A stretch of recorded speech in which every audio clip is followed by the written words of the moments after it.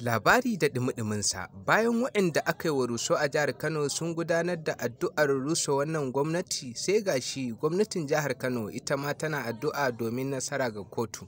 Koya abin yake kayawa?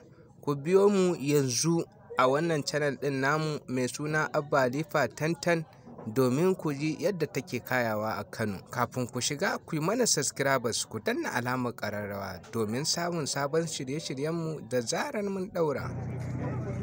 Wato barayin gwamnati,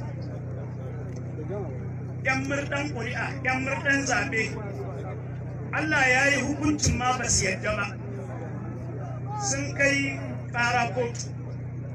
Kuma kun san yadda ƙarfin kotu yake.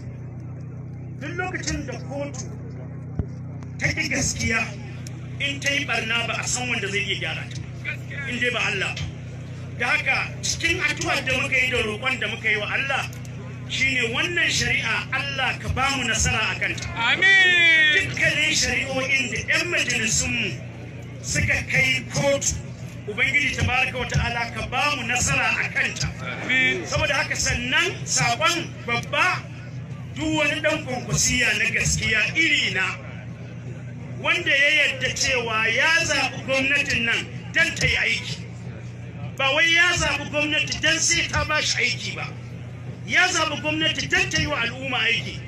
Ba dare ba rana ka koma zuwa ga Allah, ka yi ta yin sallah, kana karanta ƙur'ani, kana addu'a, Allah ka ba mu nasara. Amin. Wanda suka shirya wannan kitimurmura Allah ka warware ta. Amin. Wanda suka shirya wannan zalunci Allah ka murɗe wuyansu. Amin. Yadda suke sha'awar murɗe shari'a Allah ka murɗe wuyansu. Su kasa fahimtar komai a cikin rayuwa. Ubangiji subhanahu wata'ala ka ba mu nasara a dukkanin inda muke. Wallahu a'lam. Assalamu alaikum wa rahmatullah.